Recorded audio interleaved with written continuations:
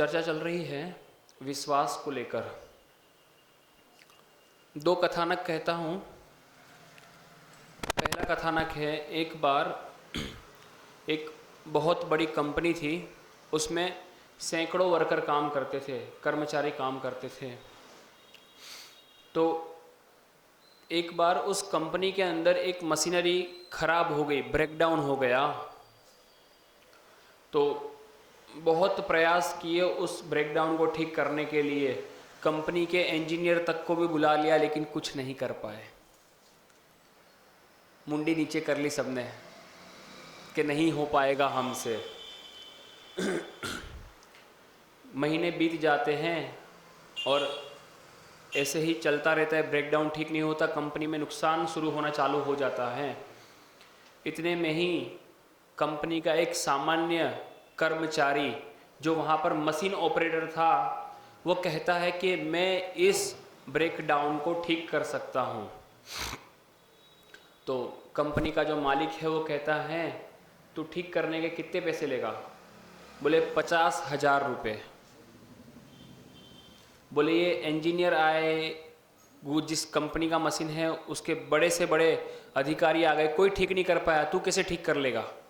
बोले वो मेरी जिम्मेदारी है, इसको मैं ठीक कर दूंगा। और बोले 50,000 रुपये दूंगा, बाद में कोई नखरा नहीं चाहिए, पहले फिक्स कर लिया 50,000 मतलब 50,000, 1 रुपया कम नहीं लूँगा। तो जो मालिक कहता है ठीक है 50,000 रुपये लेना, पर तू ठीक तो कर दे।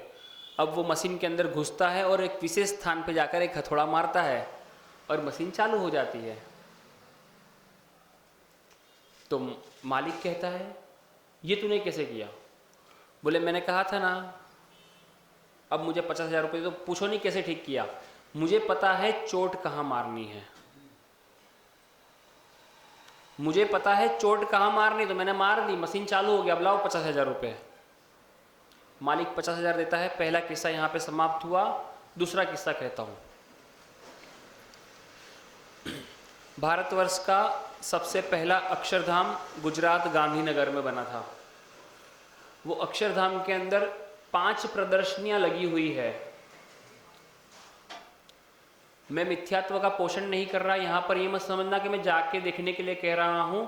मैं उस प्रदर्शनी के अंदर, जो सबसे प्रथम प्रदर्शनी है, उस प्रदर्शनी के अंदर जैसे घुसते हैं तो वहां पर घुसते के साथ में ही अंदर साइड में कुछ पत्थर अलग अलग शेप के बेढंगे से पड़े हुए हैं और बीच में एक बड़ी सी शिला है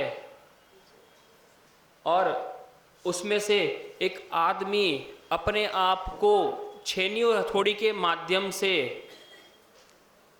निकालने का, यानी कि अपने आप को आकार देने का प्रयास कर रहा है। तो वो पत्थर वही थे जो साइड में पड़े थे, जिन्हें पता नहीं थी चोट कहाँ मारनी है, एक दूसरे के सिर पे मारनी है या अपने आप को ऐसे स्थान पे मारनी है कि जिससे हम, जैसे वो बीच में जो शिला थी, आप शब्द नोटिस कीजिएगा, साइड में जो पड़े थे उन्हें मैंने पत्थर कहा और जो बीच में खड़ी थी उसे मैंने शिला कहा। तो आप कौन सी कैटेगरी के हैं वो आप स्वयं निश्चित कीजिए। पत्थर है जो अस्त व्यस्त बिखरे हुए हैं, या वो शिला है जो व्यवस्थित होकर अपने आप को आकार देने का प्रयास कर रही है। वो वर्कर था, उसे पता था बाहर चोट कहां मारनी है, और जो बीच में शिला थी उसको पता थी कि अंदर चोट कहां मारनी है। उसको अपनी चोट पर विश्वास था, वर्कर को भी, कि मैं चोट मारूंगा मशीन ठीक हो जाएगी, और इस शिला को विश्वास था कि मैं चोट मारूंगा और मेरा निर्माण हो जाएगा, पत्थर में से प्रतिमा भगवान बन के आएंगे। समझ रहे हैं ना बात को? तो जो जानते हैं स्वयं को चोट कहाँ मारनी है, यानी कि जो दर्शन विशुद्धि के साथ होते हैं, वो जानते हैं कि इधर उधर किधर भी चोट नहीं मारनी और अपने आप को भी ऐसी चोट नहीं मारनी कि बिखरे हुए पत्थरों की तरह हो जाए।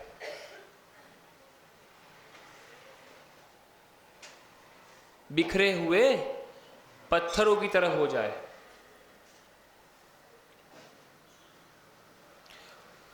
कहूं वास्तविकता में तो जो तीर्थंकर प्रकृति का जो नाम बंद होता है ना, प्रकृति का जो कर्म बंद होता है, वो इसी अपेक्षा से होता है कि वो पहले तो बाहर चोट नहीं मारता, अंदर चोट मारता है और ऐसे स्थान पर मारता है जिससे ना खुद का नुकसान हो ना किसी और का नुकसान हो, क्योंकि वहां पर आत्मघातम परघातम च, यानी कि स्वयं का भी घात ना हो और दूसरे का भी घात ना हो, दोनों चीज का ध्यान रखना है। यानी कि अगर वो शिल्पी अगर हथौड़ी चलाते हुए एक चोट अगर एक्स्ट्रा मार देगा तो क्या होगा? पूरे शिल्प का आकार बिगड़ जाएगा। और जब मुनिराज या कोई श्रावक सम्यक दर्शन से शुद्ध हैं और वो एक चोट एक्स्ट्रा मार देगा तब क्या होगा? उससे भी वो अच्छे से जानकार है।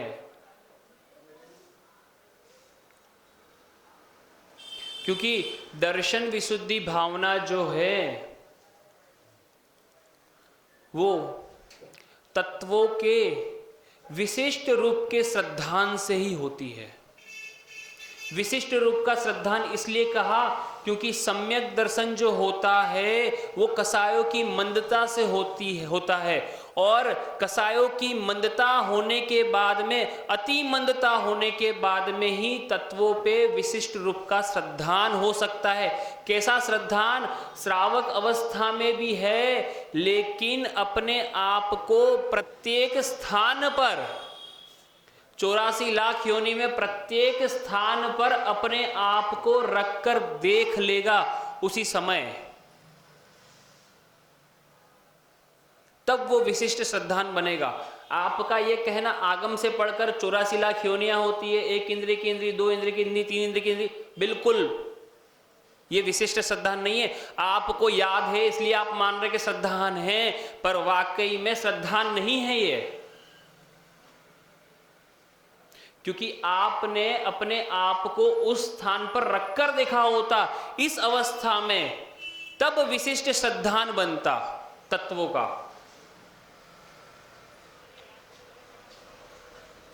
राजा श्रेणीक ने भगवान महावीर स्वामी से पूछा कि मेरे व्रत लेने के भाव क्यों नहीं बन रहे? यद्यपि तीर्थंकर प्रकृति का बंध हो गया है, लेकिन व्रत लेने के भाव क्यों नहीं बन रहे? ये सवाल आना ही सूचित करता है कि उसने अपने आप को प्रत्येक स्थान पर विशिष्ट रूप से रखकर देख लिया है। अव्रती होते हुए भी मन में व्रत लेने के भाव है, पर ले नहीं पा रहा है। क्यों? क्योंकि और ये जिज्ञासा है कि मैं व्रत क्यों नहीं ले पा रहा, यानी कि विशिष्ट श्रद्धान हो गया है तत्वों पर। नरक गति का बंद होने के से व्रत नहीं ले पाया, लेकिन विशिष्ट श्रद्धान हो गया है। सम्यक दर्शन पूरी चीज अलग है, दर्शन विशुद्धि चीज पूरी अलग है। सम्यक दर्शन किसको था? जिसने बाहर चोट मारी, मशीन पे बाहर चोट मारी ना, मशीन स्टार्ट कर दी। और दर्शन विशुद्धि किसकी थी? जो अपने आप को चोट मारकर एक शिला को शिल्प के रूप में परिवर्तित कर रहा था, वो दर्शन विशुद्धि थी। वो विश्वास था, विश्वास दोनों का था, और सम्यक दृष्टि होने की वजह से दोनों मोक्ष जाएंगे। वो सामान्य केवली होके जाएगा और वो विशिष्ट नाम कर्म, तीर्थंकर नाम कर्म के साथ में तीर्थंकर प्रकृति के उदय में मोक्ष जाएगा, तीर्थंकर बनकर मोक्ष जाएगा। छायिक सम्यक दर्शन दोनों को है, लेकिन उसका सम्यक दर्शन इतना मजबूत है कि उसने अपने आप को 84 लाख योनियों के प्रत्येक स्थान में प्रत्येक जीव की जगह पर स्वयं को रखकर देख लिया, तब जाके वो संवेग भावना उत्पन्न हुई, तब जाकर वो संवेग भावना उत्पन्न हुई प्रत्येक स्थान पर। और हम चींटी को देखने के बाद भी उसके स्थान पर अपने आप को नहीं रखते। विचार करें तो दर्शन विशुद्धि सम्यक दर्शन से बिल्कुल डिफरेंट है, जहां पर सम्यक दर्शन के 4 गुण प्रकट हो जाए, प्रसम, संवेग, अनुकंपा और आस्तिक्य, और उसके अंदर भी जब आप विशेष रूप से प्रत्येक को 8 गुणों के साथ में 25 दोष से रहित घटित करें, तब दर्शन विशुद्धि कहीं जाकर हो सकती है। और दर्शन विशुद्धि को इसलिए इतना महत्व दे रहे हैं क्योंकि तीर्थंकर प्रकृति जो है वो प्रत्येक जीव के कल्याण की भाव से, संसार के प्रत्येक जीव के कल्याण की भावना से बंधना स्टार्ट होती है। और जब बंधती है तो निरंतर बंधती है। ध्रुव बंधी है ना, एक बार बंधना शुरू हुई, ध्रुव यानी लंबी जब तक उदय में नहीं आएगी वहां तक बंधती रहेगी, पीछा नहीं छोड़ेगी। अब नरक में भी बनती रहेगी, यानी कि गत्यानुपूर्व में भी बनती रहेगी, विग्रह में, आप विग्रह गति में भी बनती रहेगी, छूटेगी नहीं। वो छायिक सम्यक दर्शन होता है जैसे छूटता नहीं ना, वैसे ही। पर उसके लिए मोस्ट इंपॉर्टेंट है दर्शन विशुद्धि। दर्शन विशुद्धि के लिए वहां पर स्पष्ट कहा गया भावना के अंदर कि 25 दोष से रहित 8 अंगों से सहित होना चाहिए।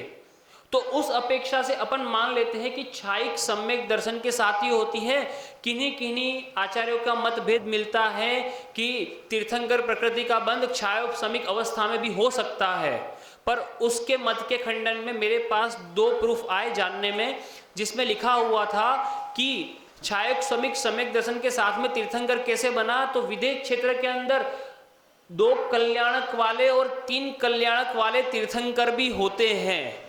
तो जन्म के समय तो छायोपशमिक सम्यक दर्शन के साथ उत्पन्न हुए और फिर बाद में अपने आप को छायिक बना लिया तीर्थंकर नाम कर्म प्रकृति का बंध होते ही, इस अपेक्षा से। और दूसरा मिला कि नरकों के अंदर से पहले, दूसरे, तीसरे नरक से उत्पन्न होने वाला जीव तीर्थंकर बन सकता है। तो वो किस अपेक्षा से? पहले नरक में तो जिसने तीर्थंकर प्रकृति का बंध पिछले भव में कर लिया है वही जाएगा।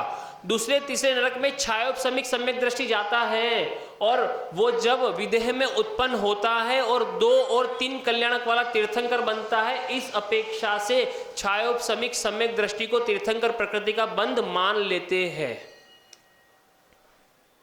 तीर्थंकर बन सकता है वो दूसरे और तीसरे नरक वाला जीव, और छायिक सम्यक दृष्टि पहले नरक से नीचे नहीं जाता। छायिक सम्यक दृष्टि पहले नरक से नीचे नहीं जाता, और दूसरे और तीसरे नरक वाले जीव को तीर्थंकर बनने का विधान लिखा है कि अगले भव में तीर्थंकर बन सकता है। तो वो इसी अपेक्षा से कि विदेह में जाएगा और 2 या 3 कल्याणक वाला तीर्थंकर बन जाएगा, कोई विकल्प नहीं।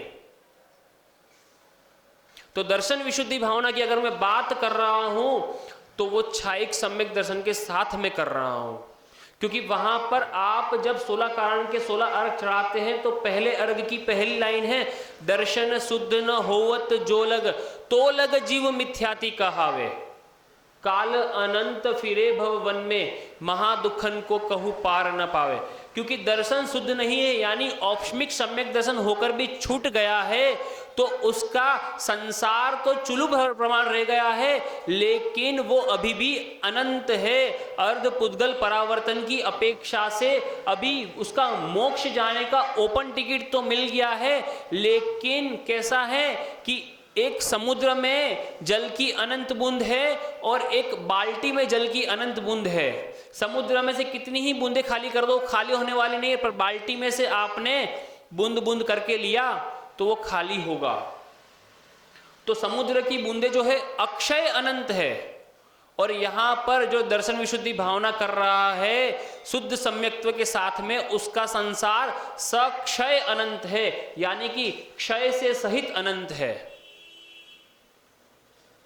इस अपेक्षा से छायोपशमिक का भी प्राविधान कर दिया और क्षायिक का भी अपन ने प्राविधान कर दिया कि दोनों किस प्रकार से लग जाएंगे। आपके पास तीसरा कोई मत हो तो वो भी ला सकते हैं, हमारे पास में स्वीकार है, ठीक है ना। तो अब आते हैं प्रसम पे, कसायों की मंदता पे। यहां पर कसायों की मंदता कही, कसाय का नाश नहीं कहा, क्योंकि कसाय जो है 10वें गुण स्थान सूक्ष्म सांप्रायिक, वहां पर संजवलन का बिल्कुल सूक्ष्म है भाग, वो जाएगा। यहां पर कसायों की मंदता कही क्योंकि जो पत्थर की रेखा के समान जो अनंतानुबंधी है, अब वो क्षय हो जाती है, इसीलिए कसाय मंद हो जाते। यानी कि अब कसायों में, वैसे तो आप लोग व्यवहार से कहते हैं कि 6 महीने से अधिक टिक गई तो अनंतानुबंधी हो गई, पर वास्तविकता यह है कि कसाय की तीव्रता के ऊपर निर्भर करता है कि वो अनंतानुबंधी है, अप्रत्याख्यान है, प्रत्याख्यान है या संजवलन है। उसके उदय के वक्त में, यानी वो बंध रही है उस वक्त में कितनी तीव्रता से गुस्सा आ रहा है, कितनी तीव्रता से गुस्सा आ रहा है, कितनी तीव्रता से उदय मारी। जरूरी नहीं कि उस कसाई के लिए 6 महीने इंतजार करना पड़े कि हम 5 महीने 29 दिन बाद जाकर उसे क्षमा याचना कर लेंगे तो हमारी अनंतानुबंधी नहीं बंधेगी। कोई निर्बल को बलवान 2 थप्पड़ जड़ दे और वो कह दे इसको तो मैं देख लूंगा, और अनंतानुबंधी बन गई, 2 महीने बाद ही उसने उसको बलवान को 2 जड़ दिए, 2 महीने में उसकी अनंतानुबंधी फिक्स हो गई। 6 महीने इंतजार करने की आवश्यकता नहीं। व्यवहार से कह दिया कि जो 6 महीने से अधिक टिक जाए अनंतानुबंधी, 15 दिन से ज्यादा 6 महीने से कम टिके अप्रत्याख्यान, 15 दिन से कम अंतर्मुहूर्त से ज्यादा प्रत्याख्यान, और अंतर्मुहूर्त से कम संजवलन। व्यवहार से कह दिया। और तीव्रता की बात करें तो दीपायन मुनि का किस्सा मुझे याद आता है, आगे भी कहा था। दीपायन मुनि का किस्सा, संजवलन का उदय 6ठे 7वें गुणस्तर मंत्री मुनिराज, और तीव्रता में द्वारिका नगरी को 6 महीने तक जलाया, इतनी तीव्रता। तो दर्शन विशुद्धि यानी कि कसायों की मंदता। कसायों की मंदता क्यों हुई? क्योंकि तत्वों का विशिष्ट प्रकार से चिंतन किया, मतलब और मंद, और भी मंद। तीर्थंकर प्रकृति का बंद हो गया, नरक जाने वाला है, फिर भी सवाल उठा कि मैं व्रत क्यों नहीं ले पा रहा हूं। यह सवाल उठना यानी कि प्रसम भाव और मन में जिज्ञासा कि मैं व्रत नहीं ले पा रहा, यही दिखाता है कि ये तीर्थंकर प्रकृति का बंध है, वो विशिष्ट तत्व श्रद्धान के साथ में, उसके चिंतन के साथ में ही हो सकता है। क्योंकि कसाई की मंदता हुई ना, तभी ख्याल आया क्यों जीवों की रक्षा का भाव आया अब, कि जीवों की रक्षा कैसे होगी, क्योंकि अव्रती रहकर जीवों की रक्षा तो होगी लेकिन दोष तो लगता ही रहेगा ना। और अव्रती के तो किदित कदाचित निर्जरा कही गई है, प्रत्येक समय निर्जरा तो किसकी है? व्रतियों की है। तभी तो कहा कि व्रती अगर झाड़ू लगा रहा है, भोजन बना रहा है, घर के काम भी कर रहा है, अनुव्रती, तो भी उसके निर्जरा कही। क्यों? क्योंकि यत्नाचार पूर्वक क्रिया कर रहा है। समझ रहे हैं ना? तो वहां पर जब दर्शन विशुद्धि यानी कि विशिष्ट प्रकार के तत्वों से श्रद्धान हुआ, तत्वों का विशिष्ट प्रकार से श्रद्धान हुआ। वैसे तो तत्वों का श्रद्धान था क्योंकि आस्तिक के गुण को घटित किया हमने वहां पर। आस्तिक का अर्थ क्या हुआ कि जिनवाणी की बातों के ऊपर श्रद्धान करना, जो लिखा है दूरवर्ती, सूक्ष्म या भूतकालीन बातों का विचार करना, विषय उसके ऊपर श्रद्धान करना, पर उसमें और विशेष प्रकार से। जो हमें नजर नहीं आ रहे उनका भी श्रद्धान कर रहे हैं ना। विशेष प्रकार से श्रद्धान करना कि ऐसा ही है, अन्य नहीं है, इसी प्रकार है, अन्य प्रकार नहीं है।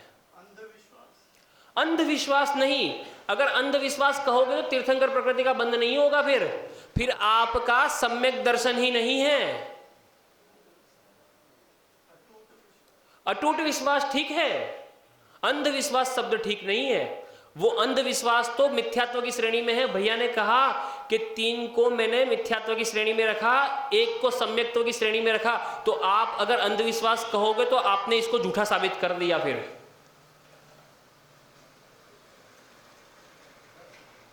यहां पर है हाईली एजुकेटेड की बात, ओवर एजुकेटेड की बात नहीं है। अंधविश्वास ओवर एजुकेटेड, काहे का विश्वास। कहा ना कि देवता मदद करने आए, कैसे आए, कुछ सहायता करी उसकी और अंधविश्वास कर लिया उसके ऊपर। अब चारुदत्त को जैसे देवता सहायता करने है वैसे मुझे भी आए, अंधविश्वास। ठीक है ना। तो इस विषय के ऊपर और भी चर्चा करते रहेंगे, समय आज हो गया है। पूज्य गुरुवर से निवेदन करेंगे कि वे भी अपनी अमृत वाणी से हम सबका मोक्ष मार्ग प्रशस्त करें। बोले देवादिदेव श्री आदिनाथ भगवान की द्वार